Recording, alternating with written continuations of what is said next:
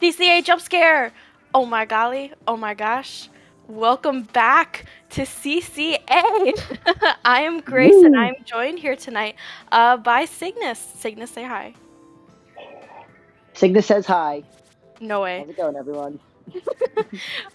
Tonight, we are going to be seeing a Division 5 match here, which is going to be Undertow Dartfish versus Crimson Ink. Cygnus, tell me a little bit about these two teams. Yeah, these two teams have been competing in Division 5 here in the CCA. Eh, Both having a decent amount of experience. Of seeing that Undertow Dartfish has participated in a couple low inks, and Ludi Season 13 has been a staging ground for Crimson Ink, along with F Ludi 4, and they both have prior CCA experience as well, with Crimson Ink taking on a positive record in Division 4 back in CCA League Season 2, and Undertow Fish competed in Division 6 just just just last semester in CCA League 3. They received their keys to victory here. Crimson Dartfish starting off 2-0 here here, having one rescheduled game, but otherwise sweeping both of their games. Their keys to victory are their main keys to victory are their callouts, especially their location callouts. They're like pushing together, and they treat their practices seriously. Undertow Dartfish, also another undefeated team, going 4-0 in 2 games with a 4-1 win over Let's Get Kraken in Week 2 as well.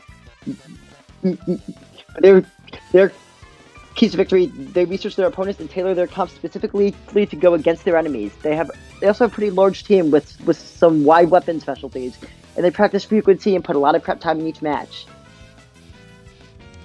Yeah, I mean, I think prep time is really important to kind of winning your matches, kind of seeing what your opponents are going to do. I greatly. Oh! CCA jump scare! It Part strikes two! again. Strikes again. We're going to be heading right into the match here, Cygnus. And the comps so far are looking pretty interesting. We do see a Wiper and I believe that was a Flingza. Oh my golly goodness. On the side of Undertow Dartfish. But we do see a Sploosh. Yeah, I was gonna say it. Neo Splushamatic.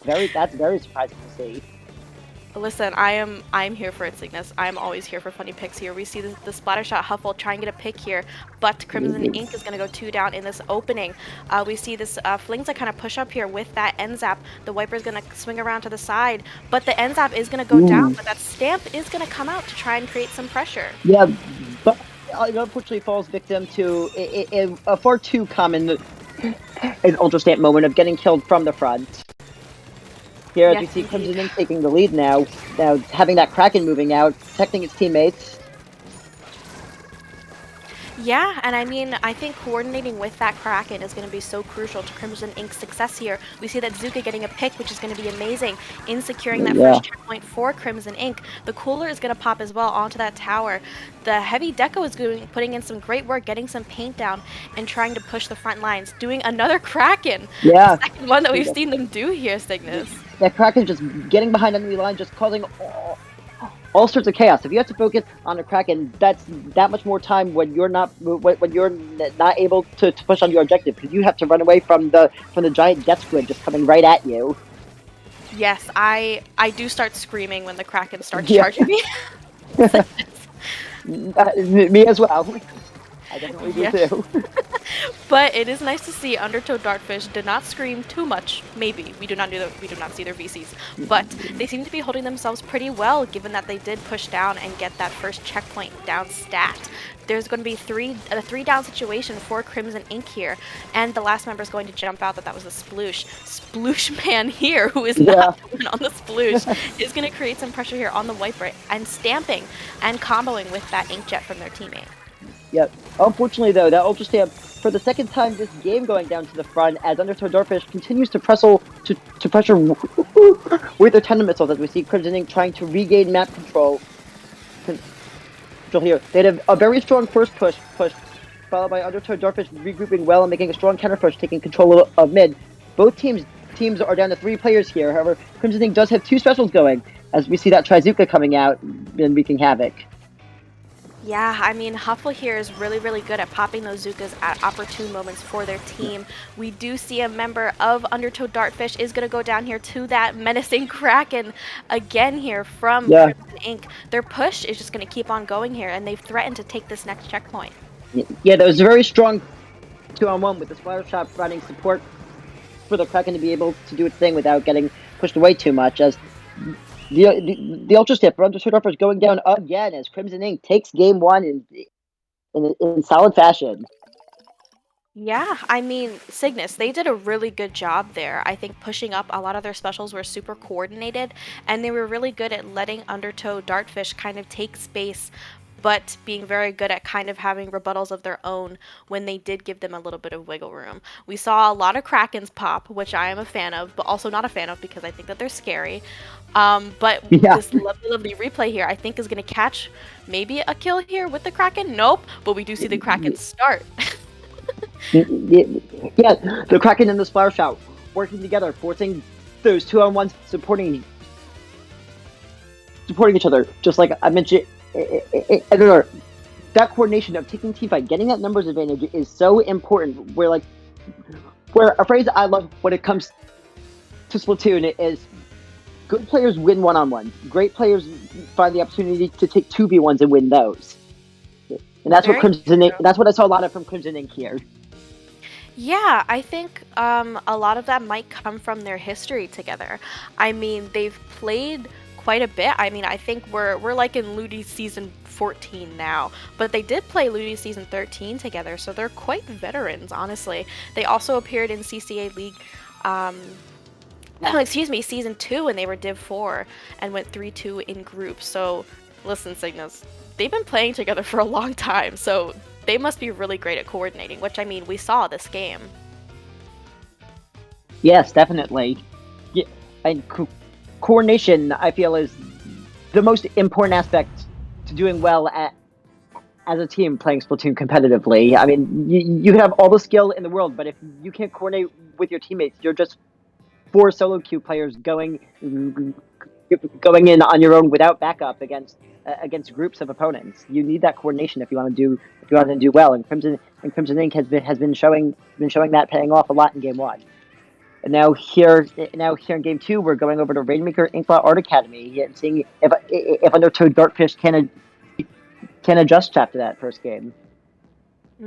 I think that'll really be a true test of how strong Undertow Dartfish has become throughout this league season so far, Cygnus. Being able to adjust to your opponent, see what they're doing well, and kind of internalizing that and saying, okay, well, what do we do? What can we do against them? That's really the key to finding your footing in a match like this. Exactly, yeah. And as was pointed out in the keys to victory earlier, Undertow Dartfish does have a lot of versatility. They have a lot of players on their roster going 7 deep with quite a diverse weapon pool. So you can never know what to expect when going against this team. Yeah, that's very true. I think the more weapons that you kind of have under your belt, it makes you quite the jack of all trades. And then you're up against your opponent, and they're trying to like study you and see what you're gonna pull out, but they don't really know what you're gonna pull out because one second you're gonna be using like a try, and the next second you're gonna be using the try stringer. So who Yeah, knows? exactly. Or even that Sploosh-O-Matic we saw come out game one. hmm I think that's such an interesting pick. But usually when people go sploosh, they know what they're doing. Yeah. Because it's I can be kind of tough to work around, especially because although you do paint very well, there's just other weapons that people would consider better to use. You know, I'm a junior player myself, and a question I get asked Yeah. a lot is, well, but can you use Zap? No, I will not use Zap. So I get it. Yeah, sometimes you have your pick. It's off the beaten track, but you know you are better with that weapon than anything else, regardless of how like conventional wisdom considers it viable or not. hmm And Arvin here is going to stick on that Neo Sploosh. This is their Hail Mary pick here, Cygnus, and I'm here for it. We're going to see some more conventional picks on the side of Undertow Dartfish, seeing that Neo Splash-O-Matic, that Ballpoint, Tri-Nouveau, and Wiper. The Tri-Nouveau on the side of Crimson Ink is going to go down here in this opening, and the Wiper as well on the side of Undertow Dartfish, so it's going to be an even fight for mid right off Yeah. the bat. Yeah, and you have those triple link strikes already coming out, but Crimson Ink does manage to grab the Rainmaker after their pop and taking a quick checkpoint one, even though they go down to the Wiper on that. They still hit that checkpoint and they get the pop again. Building off that, 3 down from Undertow Dartfish, they're making a very aggressive play. The Kraken versus the Ultra Stamp in the battle of the up close Titans. It is quite the battle indeed. We see William here on that Neo Splash trying to get in and get a pick on Kyo on that Rainmaker, but they are unsuccessful. We see the other Tri-Nouveau trying to sneak up behind them. They're trying to make a pinch star happen, and they are successful. This Inkjet from Kitsune is going to come out and flush out that Splatling Deco. Yeah, smart jump boy by the Splatling Deco, especially given how close the special is. You just want to stay alive, get that special, save that Kraken for a time when you can really use it well here. As you see Wolf fighting for his life here. Here they're getting a trade in mid against Arbin there. Oh, the second one goes down. Here's Huffle moving in, getting the pick on William. 2 down from Undertow Dartfish as Crimson Ink takes the Rainmaker once again and heading to the main choke point of this match. This is Crimson Ink's chance to score some more points. Their Neo Sploosh is going to go down, but the members of Crimson Ink are surrounding this Rainmaker, trying to keep them safe, trying to get them away from those Inkjet shots from Kitsune. Unfortunately, one of their members is going to go down, and the Rainmaker here is kind of sitting by this tree area, trying to get away from the members of Undertow Dartfish, but their teammates clean them up here. So it's going to look like they're going to be able to score some points. Yeah, nice move by Quo going through that ink rail. This part of the map is the biggest struggle on Rainmaker. You just have to get past the choke point at that ramp in order to pick up any steam with your pushes. But Crimson Ink was able to do that here, pushing it all the way up to 5. They are 2 down, but so is their opponents in Undertow Dartfish. They are just keeping up this pressure on their opponents as the Wiper is desperately trying to delay this pop.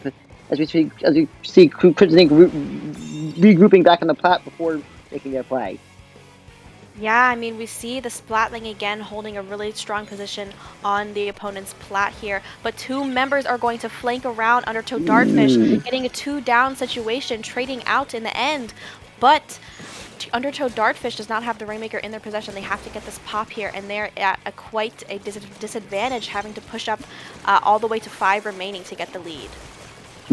Yes, definitely an uphill battle to climb, but nothing's over until it's over, although here we see Undertow Dartfish look like they're starting to get a good push together. Unfortunately, going 3 down there, and their last member having to jump out to save their special points. I think that was a really smart jump out. I mean, you really are going to have to pop out your hammer at an opportune moment to stop their push. Crimson Ink is really doing a great job here at pushing in aggressively with those Krakens, with those other specials. The hammer is going to come out. Sploosh Man here on the Wiper is going to get the Rainmaker, just kind of get them and then run back into their teammates, which is a great play. It is now a 3 down situation for Crimson Ink here. Only that Splatling remains sitting there trying to defend that pedestal as Undertow Dartfish has a promising push. Yeah.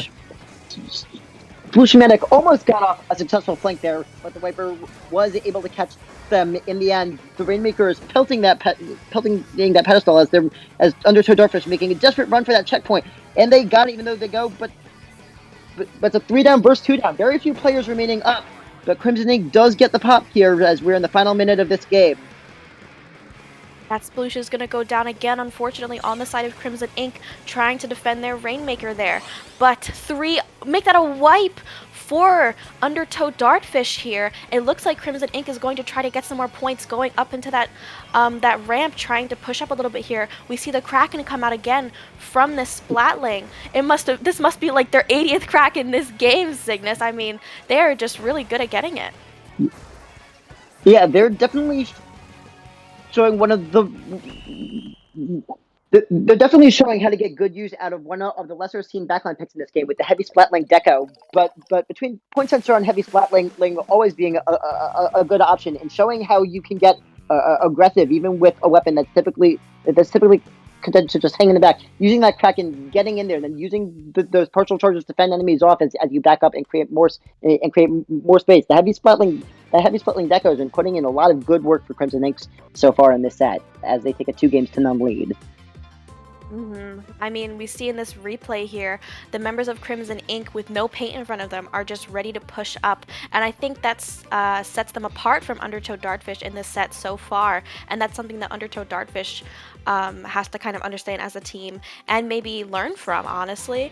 I think the ability to just see an opportunity, especially on a fast-paced mode like Rainmaker, and to just go for it and just know that your teammates have your back and that y'all can make a push happen is really, really crucial. You can't sit in mid and wait for it to happen.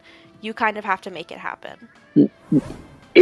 Yeah, absolutely, and especially when Crimson grabbed the Rainmaker in that final minute there,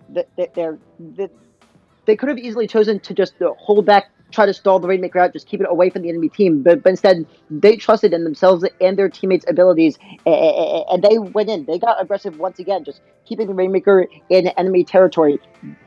Deciding it's okay if the enemy gets it. It'll be so far in their territory. It will just be so in their face that they won't be able to do anything with it regardless. Yeah, I think offense is the best defense a lot of the time, and I think Crimson Inc. is taking that kind of mantra to heart, especially here, Yeah. Cygnus. I think on Rainmaker especially, it's really, really good to just keep the pushes rolling. Even if it puts you at a disadvantage, getting that Rainmaker further to their pedestal, keeping on that pressure, it really helps in psyching out your opponents and physically making it harder for them to push back the objective. Yes, absolutely. And speaking of being able to maintain aggression, here we're going to Clamblitz on Museum del Fantino, a map where, from my experience at least, it's very easy to maintain your aggression, taking control of that enemy platform, cycling super jumps, and just maintaining pressure there. We'll see if Crimson Ink is able to keep that going, or if Undertow Dartfish can find a way to bounce back here. Yeah, I think Clamblitz on Museum Delfonso, I think it's a very interesting one. I think it caters well to the crack and cheese method, which we all know too well. Yeah, definitely, especially with the two methods of entry being the main way up the ramp to the side, but also with the addition of that block near the enemy basket, just allowing you to quickly jump in jump in more aggressively. Yeah, I think we're definitely gonna see some sort of crack and cheese happening here. I would be surprised if we didn't Cygnus, because we do know that a Yeah, member um, of both teams are capable of bringing out a Kraken weapon here. I mean, I think it would be very fun if we saw somebody successfully pull off a Kraken cheese here. especially again with the heavy splatling deco. I mean, as a backline player myself, seeing a being able to see a backline pull up the aggressive Kraken cheese would be a lot of fun. I'm definitely anticipating seeing some of these shenanigans. That's for sure. Yeah, I think Clamblitz in specific is a very team-oriented mode. I feel like a lot of the other ones Yeah. that could be said about as well, like Tower Control, Rainmaker, you really have to work together to push that objective. But Clams really can be your undoing if you're not working together as a team. So this is really the test to see which team here is going to be able to build a power clam, communicate the most efficiently. I couldn't agree more, Grace. Grace, coordination is definitely the name of the game with Clamblitz. There's a reason people dislike this mode for so long from playing solo queue. You definitely need to coordinate, pass clams to each other to make power clams, know when to push, know when to give your clam back to the back line and wait for it. Mm, that's really true, and especially if we are going to see that crack and cheese, you can't throw it back to your heavy splatling Deco, who's the one that's Yeah, trying to get y'all in with those power clams. I mean, they're just going to shed that power clam right off as soon as you pass yeah, it over to them. exactly. Especially since the Kraken can't just carry the power clam anymore like it used to. Yes, I am happy about that change, Yeah. to be to say the least. But what other specials and weapons do you think that we're gonna see here on Clan Blitz Museum? A Booyah Bomb wouldn't surprise me to see. Hmm. Yeah, I Yeah, could see yeah. creating good cover for a push. Hmm. I'm also assuming that we're gonna be seeing Zukas because I mean it's popping right now. Everyone wants a Zuka. I mean We I are in believe Bazooka meta. we are.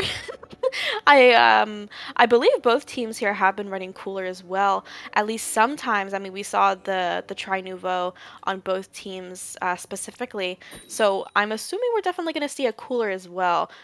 But I would be interested if they keep the wiper. I mean, I think hammer is very fun on clams. I think it helps you get your teammates in, especially the one with the power clam. And we do see Sploosh Man again, not on the Sploosh, on the wiper. We do see them stick with the wiper here. We see a zap, a shot, and the gal, Yep. tiny six gal Uh, with Kraken. So one Kraken on each Undertow team Dartfish sickness. is bringing their Kraken to the fight. Nice. You guys are seeing the teams battling for control over mid here, and Crimson Ink getting that crucial first pick again. Try to stagger their opponent. Undertow Dartfish already going 2 down early on. That splatter shot's getting very aggressive with the 3 down leads, and Crimson Ink's members are rotating over to that platform where they're going to want to stay for a majority of the games if they want to keep this pressure up. The members of Crimson Ink are coordinating really well here. They're popping their specials. That Kraken is going to come out trying to get the members of Undertow Dartfish to feed into them, and they are kind of forced to because they are in their spawn. The Heavy here almost gets a pick. That would have been amazing if they got that pick on Sophie there on the gal, but that allows the members of Crimson Ink, under the guise and distraction of that Kraken, to score more points. I think they're going to end this push here most likely with that jump out at 38 remaining. And that is nothing to scoff at here.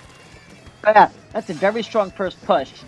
When my first push is generally I want to get below 60. If I get more points than the opponent needs to score with 2 power clams, I do that as a win for a first push for sure. And they did a lot more than that.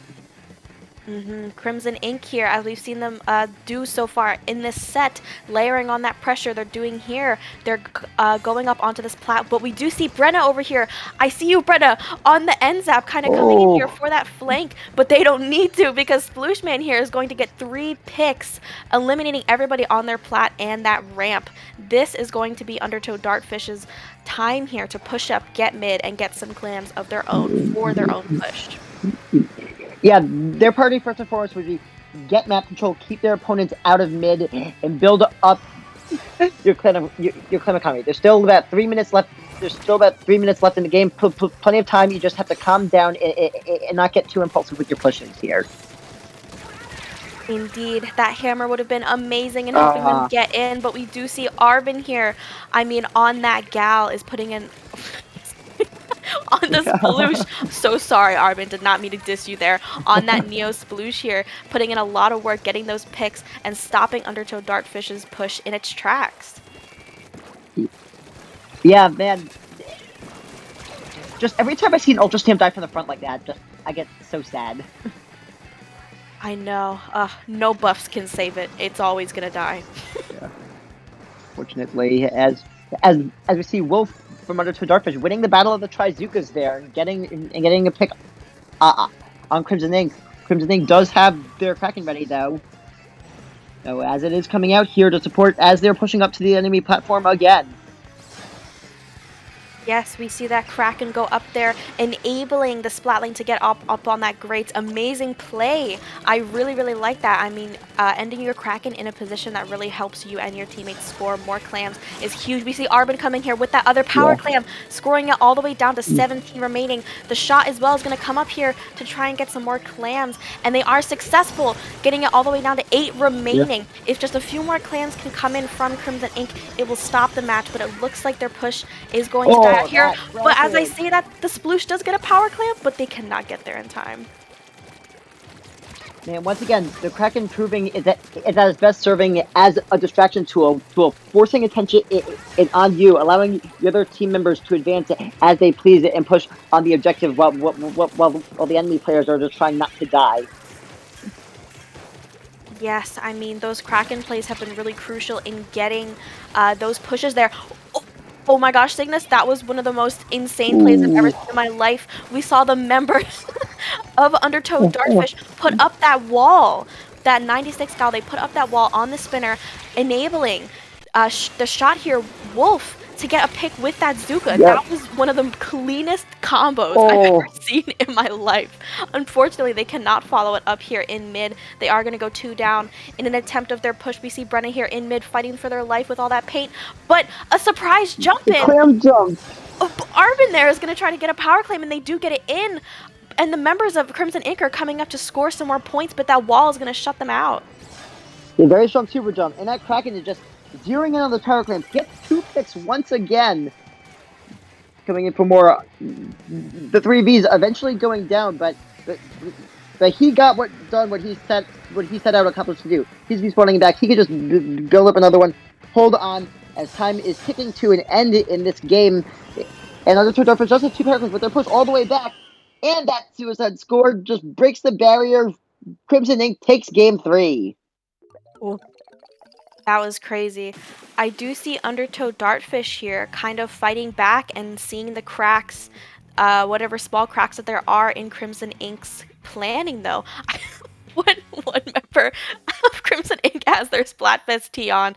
I don't think that's intentional. Make sure to Oh take this no. off, my friend. But, I mean, we see the Kraken here again. Just wreaking havoc in mid, Yeah. pushing up into their face so that they have nowhere to back up and put the Kraken in an uncomfortable situation.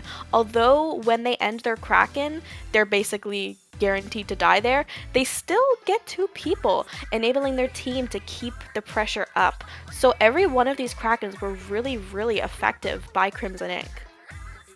Absolutely, yeah. And gotta give props where it's due to Dartfish as well. Even though they did not come out on top in this game, they look much better at regrouping and attempting to get their own pushes together. Unfortunately, though, whenever they were starting to gain some momentum, there was the 3Vs with the heavy splatling deco just waiting there, just whether it's shooting down 2 specials at the same time on your own plat or getting aggressive with those Kraken, just stopping any momentum that the Undertow Dartfish was building. And we saw a lot of coordination kind of come out from Undertow Dartfish, although it did not succeed in any pushes here this game. We are seeing them, like we've been saying, they're adjusting and they're doing a lot better here. So I'm interested to see how they fare on Splat Zones, Flounder Heights, which is going to be our 4th game here. If Crimson Ink wins this, they do take the set. So what kind of changes do you want to see Undertow Dartfish make in this game that could be their last? Especially given that we're on Flounder Heights splat zones, I want to see Undertow Dartfish have a much more aggressive beginning. If they could take control early on and establish control of the zones, their job is mainly watch out for flanks and try to keep the lockout going. I think the beginning is going to be very important to this match. Very true. I myself struggle a lot on Flounder just because of how lockout heavy it gets. I Yeah. mean, if you are defending the zone, if you are in control of the zone, you have the high ground. So that makes it really hard for your opponents to kind of come and try and push back in. I think you're absolutely right here that a strong opening is really going to help set the tone for Undertow Dartfish's success here. So hopefully going into this match, it's battle time, Cygnus. I want to see some good aggression, good picks in this opening. Yes, here he goes. Flat zones, Flounder Heights. You love it, you hate it. It's here. Here we go. We're seeing the ZNF Charger coming out from Crimson Ink this time. Interesting. I think that will fare them very well. I mean, strikes are so strong on this map specifically. Another interesting pick here is the Pro. I feel like we never see the Forge Pro or pros in general here, but they do have that Booyah Bomb, which as well is very strong here with all of those walls. An early pick here. on both teams. It's going to be a 2v2 situation in mid, but Wolf here on the shot is the last one left alive. Help is not on the way there. Zuka-ing though, they do not care that help is not coming. Oh, They're out here trying to get some kills, although they come up a little bit short, and Sulfy here is left alone here on the Forge, getting a pick on the Dapples. yeah, those Dapple Dualies is another weapon pick I wanted to highlight. It's something that you so rarely see. In theory, it should be a really strong support kit. Unfortunately, the main weapon is just so aggressive. You don't get much support. But again, it's one of those off the board picks where if you know what you're doing with it, it could be very deadly. Just getting beacons all over the place, tactic coolers, and just getting aggressive, running in your face. Running in your face indeed, and I do think that's really going to help Crimson Ink here break back in. We see one of the members, the Flingza, on the side of Undertow Dartfish, sees that they're going to try and push in from that wall, but unfortunately falls victim to that Zuka. The rest of their teammates going down as well to those Ink Strikes, but the Forge Pro is still looking to get some kills here. I mean, we saw that they killed the Dapples there in the corner, but it looks like they're counting their blessings, but unfortunately they do get sniffed out and killed in the process. So it is looking a little grim here right now for Undertow Dartfish. As I say that though, the zone may flip in favor. Yeah, and Undertow Dartfish was able to take lead. They just have to retake it with this Inkjet and this Trizuka activated at the same time. That'll do it. Very good aggression and special coordination coming from Undertow Dartfish as they're fighting to stay alive here. Yes, fight indeed. They are having a really scrappy mid fight here. People are going down left and right here, Cygnus. I mean, it's a 2v2 situation, sort of. We see a lot of jumps coming in, a lot of picks left and right. We see that wall come up trying to defend the members of Crimson Ink on their respective zone. But Wolf here is going to be unsuccessful in getting a pick, but the zone is going to flip in Undertow Dartfish's favor. Although here's Arvin flanking around with those Dapple Dualies, manages to get a trade on the Flingza roller. As two other players go down, creating another 2v2, but Crimson Ink has the special advantage with that having that Trizuka at the ready from their splatter shot. Kitsune is going to be killed by a really nice shot by Kyo again on that ZNF charger, which again, like we talked about, is a very interesting pick from them. We see Wolf over here trying to flank into their opponent's zones that they are currently in control of, but so much drop on them, snuff at flank. Yeah, and Crimson Ink has retaken their lead. And is still maintaining control, having a zone and a half. Their timer still going down, reached below the 30-point mark, and the Inkjet from Undertow Dartfish going down as well. Yes, we see a bunch of specials popped from Undertow Dartfish. This is their last chance to try and get the zone here. But they can flip a little bit easily. After all, it is a 2-zone map. We see that they're trying to fight here. That jet is going to pop, though, and is going to basically wipe, getting a 3-down situation for Undertow Dartfish, and that marks the end of the game. Yeah, a lot of chaos going on in mid, a lot of fights, but Crimson Ink managed to weather the storm coming from Undertow Dartfish, playing a bit more patiently than they have in the past, getting some good timely flanks off and taking the game to win this set 4-0. A very strong showing, I mean, from Crimson Ink here, Cygnus. They really, they were very dominant, but that's not to undermine Undertow Dartfish this set as well. They did make a lot of adjustments, I feel, and although that didn't quite win them the set here, I mean, it will still happily, and I'm very happy to say this, we will be seeing the play all 7. So we're still going to see Undertow Dartfish and Crimson Ink fight it out here, Cygnus. I'm hoping to see maybe, you know, the stress is off a little bit. Undertow Dartfish can relax a little bit. Maybe being on stream got to them. And maybe we can see some pushes here. Maybe we can see them take a game, even though it doesn't count. And Crimson Ink has officially won 4-0.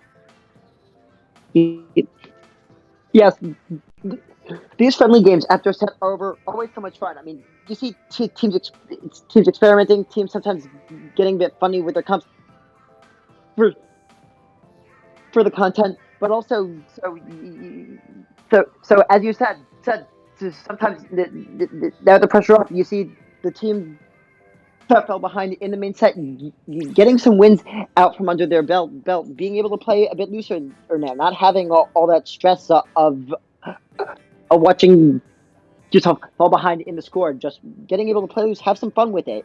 This is a game in the end, after all. We're here to have fun. Yeah, when I play CCA, I honestly find that my favorite games are the ones that don't technically count. I feel like Yeah, I have the most fun in those because there's not a lot of pressure, and I find that I do the best in them because there is no pressure. So yeah, I'm really hoping to see exactly. these two teams kind of relax. If we do see some meme comps, I wouldn't mind, but it would also be pretty cool if we see both of these teams kind of just play this the rest of the set Yeah, straight. yeah. Either way's fine with me. Like you said. Yes, yes, indeed. Going in here though, game five. Again, these are for funsies. um, Tower control on Hagglefish Market. What do you think we're going to see here, Cygnus, come out of both teams? Hmm. I I think, well,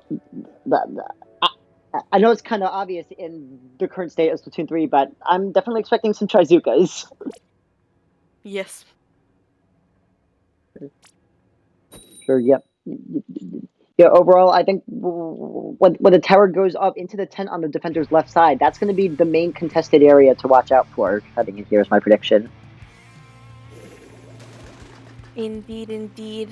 And we do see a Trizuka on that usual shot player. We do see a Zuka as well on the side of Ooh, the Crimson Ink. heavy Is edit. that a double backline question mark happening on the side of Crimson Ink here? Yeah, you are seeing the heavy edit splatling coming out alongside the ZNF splat charger. Interesting. Interesting. Although the heavy edit could also function a bit more as a midline charger as well. It does have noticeably less range than the other than most other backline options. Hmm.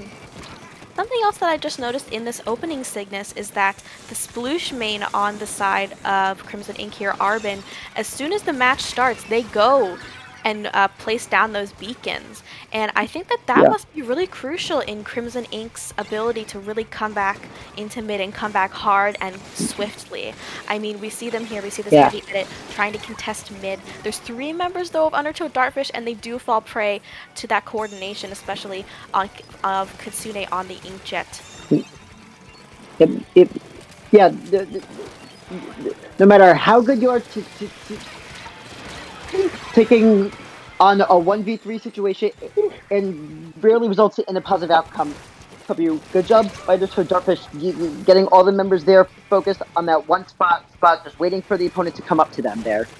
You see, as we're seeing, the Flames of Roller retreating back and cooler, almost to his head, but he goes down to the splatter scope. A really, really nice pick there, but we do see a 2v2 situation for both teams here. I mean, the members of Crimson Ink are going to respawn quicker, and it seems that Huffa here, in a really smart play, I feel, tries to stick onto the tower. We see Arbin hop back on, and they do crack that first checkpoint. I think that's going to be so crucial to continuing this push, and as well as any other pushes they make this game. Yes, without a doubt, as we see that ball point splatling falling down to that Trizuka, as triple instructs are also coming up to support Crimson Ink as they're still building and off that push. It's momentarily stopped by the Flames Roller, but more members of Crimson Ink just taking the tower, bringing it all the way up to checkpoint 2 now. Yeah, I mean, we see the three members of Crimson Ink all huddled up on there. They are besties on that tower getting that checkpoint. The strikes are going to come out trying to defend that checkpoint as well. We see that scope crack the checkpoint, and it's only taking down just one remaining, and they do KO it here. That was a really quick KO from Crimson Ink here. Yep, yeah, again, like you pointed out earlier, Grace. I think those squid beacons play such a massive role in Crimson Ink's brand of aggressive play. Even whether they have their tactical or not, it makes it a lot less punishing if they die, as opposed to their opponent. Never underestimate a good Squid Beacon user in this game. Very true. I think it's also very interesting. Again, using the sploosh, and we see that beacon action again, Yeah. popping one into that right area of their spawn, to which they could just jump back from very easily. I mean, I assume we're gonna see them jump into that there, if not onto the tower, because the members of Undertow Dartfish were so focused on the tower that they didn't even think to check their maps and look for that beacon. I mean, Crimson Ink is really good at overwhelming Undertow Dartfish here, and we've seen that in this set a lot. Yes, definitely. As we're going to Rainmaker on Crab Leg Capital for our final, or rather, well, I can't talk right now, for our second friendly match of the night. Listen, listen. Rainmaker, Crableg Capital. I think it's kind of tough, and it reminds me a little bit of Flounder in the sense that it can be pretty lockout heavy once you get into a really Mhm. good and aggressive position. I mean, once they kind of get onto those grates, that little elbow area by that one pedestal towards the left, it can be tough to break out of that, Cygnus. I mean, and I think we've seen Crimson Ink be very, very good at those lockouts as well. I mean, we saw it on TC Inkblot 2, another, uh, excuse me, Rainmaker Inkblot.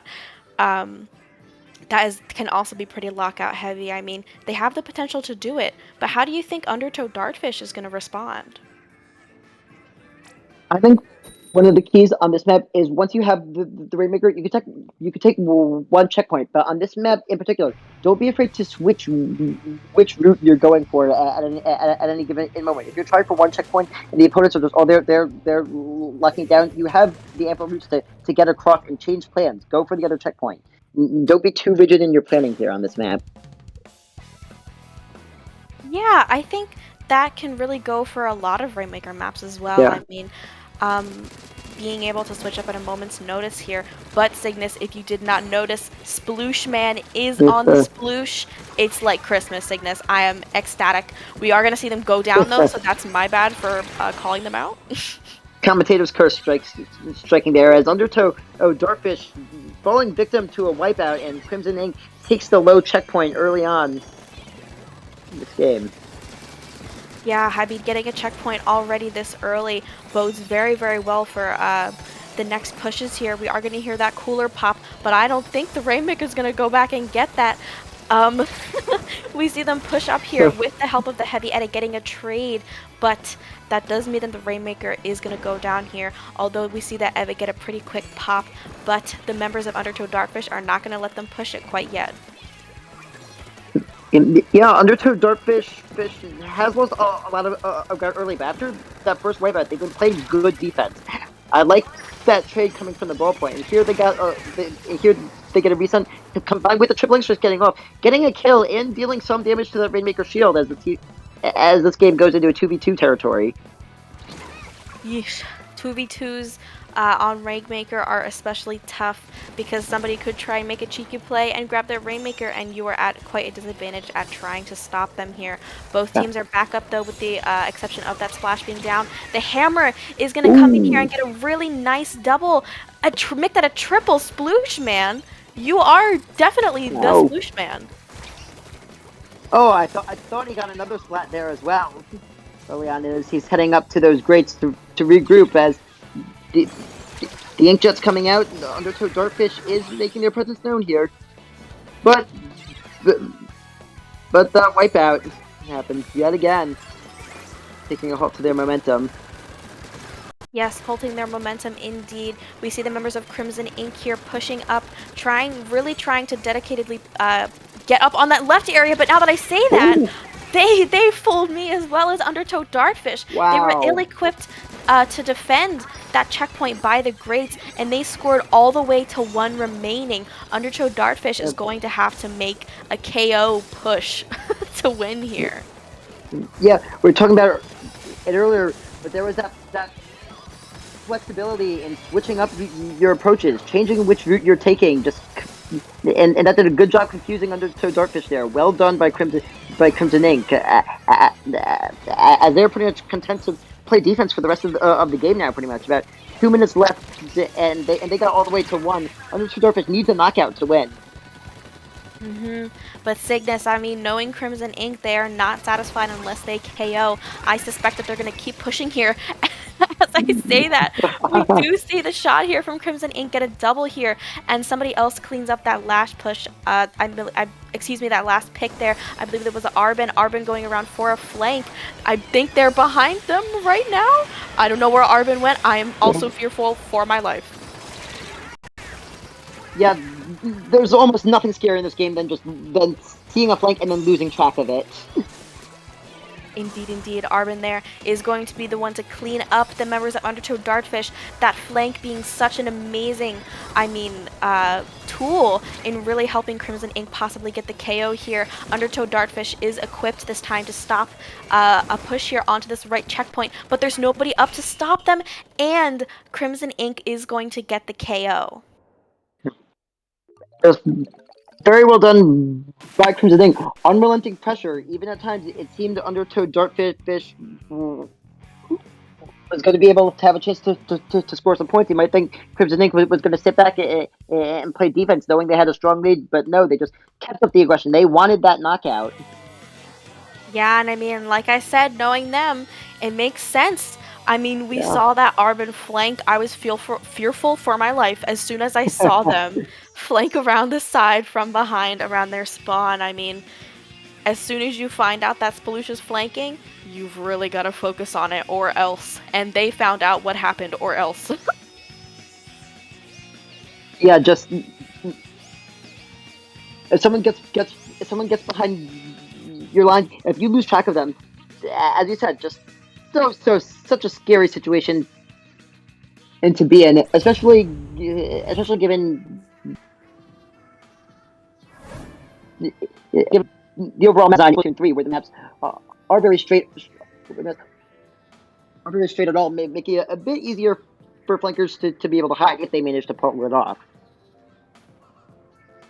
Yeah, I mean, I think Crimson Ink here has been doing a really, really good job at pulling off a lot of interesting plays, I feel. I mean, Cygnus, we've seen them flank. We've seen them do a lot of coordinated specials together. We've seen people pick up where their teammates left off in like finishing off their kills. I mean, like we've been talking about, it's a lot of coordination and a lot of stuff that comes from playing with the same group of people for a large amount of time. Yeah, definitely. Having experience together is a big boon to have in a game like this. And also looking at Crimson Ink, they're just the same 4 players in every match, out every match. They practice well. They practice often. They just had so much time to be able to gel together so seamlessly.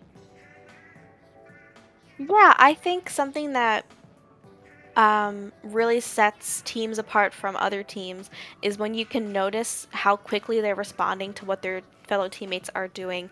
And a lot of that comes from just knowing what your teammate is going to do without them even having to say anything, which comes from playing with them for forever. Yeah. But going in here, Cygnus, we are going to be seeing Clamblitz on Barnacle and Dime. We have seen Clamblitz already, which was Clam's Museum. But how do you think that's going to compare to what we expect to see this game? I don't think the lockouts will be necessarily as tight because you don't have an area like that a museum where you can hang out and suppress the enemy. I think Crimson Ink's gonna want to get a good foothold, keep control of mid, and just batter the opponent back from there. Rush in, get their clams and try to forbid, and then head back to that mid area. Indeed, indeed. We are going to see Splooshman unfortunately go back to the Wiper. I do like the Wiper pick, but your name is Splooshman, so I'm a little bit sad. But we are still going to see that Sploosh on the side of Crimson Ink, and do my eyes deceive me, that is another double backline comp, this time the E-Leader. Yeah, very interesting seeing a knee leader. Honestly, given that it's Clamlets, I'm surprised that the heavy Spotlight Deco didn't make its return here. Yeah, but I do like the idea of having a cooler, and I'm sure that is also what Crimson Ink is thinking as well. Yeah. Arbin here is going to cancel that hammer there, finding another pick as well. Arbin on the sploosh has been faring to be a huge thorn in Undertow Dartfish's side here, getting another pick here, getting a quad. Arbin is Yeah. popping off here, running Yeah. back in here to mid to get some more clams and get that cooler. Urban also being the one who got the power clam in to start that push as well. Yes, Arbin is popping off here on the Sploosh Neo nonetheless. We are going to see, unfortunately, that's going to be the end of the push for Crimson Ink here. Getting to 62 is not the favorite push, especially when you try to, Yeah. when you have those penalty points. It can be really tough when you don't get as big of a push as you would have wanted. Yeah, I like the patience from Undertow Dartfish there. Not panicking as the enemy team was scoring, instead building their specials and using those to get them out and push back up into mid. However, here we see Arbin getting multiple kills once again, as he's leading the way with that killer whale as well. Yes, Arbin here is going to score. We see the E-leader here is going to have a lot of clams. Maybe they're going to try and score here as well, but they seem to be a little bit stuck under. But they do manage to get a few of their clams in, getting all the way down to 49 remaining. Muffle here is going to back out, trying to support their heavy, the heavy edit here, but they cannot get any more clams in. But knowing, again, Crimson Ink, they are going to keep the pressure up. We see Arbin here is already about to have another power clam. And that E-leader got a key pick right there on the splatter shot. Or shot that just stops them from building that badly wanted Trizuka special. And forces the power clan to move and eventually dissolve as Crimson Ink scores again. Indeed, it is just score after score here. Undertow Dartfish is having trouble finding their footing and stopping Crimson Ink from taking so much space, but the Zuka is going to help getting a pick on that E-leader who was exerting a lot of pressure over them. This is Undertow Dartfish's chance to push up into mid. But it looks like there's a jump in from Arbin. I think that was with one of their beacons. But the clam basket wasn't back down yet because they had just pushed Cygnus, so that jump in was unfortunately, I mean, it didn't amount to anything. Yeah, I love the play. Unfortunately, they were a bit too fast with it. You hate to see it. You hate to see it. But that is not going to put a damper on Crimson Ink's aggression whatsoever, because doing that stalled out just a little bit. It put a little bit of fear into Undertow Dartfish's way of playing here. They are going to go 2 down. Sophie as well going to go down. Brenna not able to jump out with that power clam. And there's a lot of clams on the side of Crimson Ink here. They keep scoring. That shot still has some more, but they do die, unfortunately. But again, knowing Crimson Ink, they are going to keep the aggression as they have for this entire game so far. It is about to be 1 minute remaining, Cygnus, and it is looking pretty tough for Undertow Dartfish. Yeah, Undertow Dartfish desperately just wants to get out from their controlled area and expand into mid. But that double background presence of the heavy edit and the E-leader are just pressing them so much. You're seeing that hesitation in moving out further, and that's hurting them a lot in the long run in this game. Just one more clam needed to KO, and they do it, Cygnus. Crimson Ink here is going to take all of the games in this friendly playoff 7, and, as we said before, win this set against Undertow Dartfish.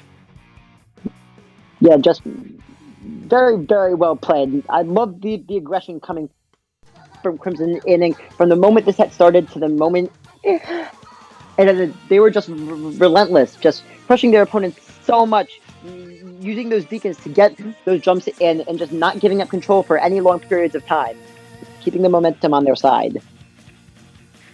It is really tough to get out of those situations once they start. I mean, those back lines are just so well at holding their ground. Yeah. And just exerting so much pressure, paired with the aggression of the sploosh and the shot. I mean, we saw so many amazing plays from Muffle and Arbin it was really an uphill battle for Undertow Dartfish to break out of, and they just couldn't quite do it yet.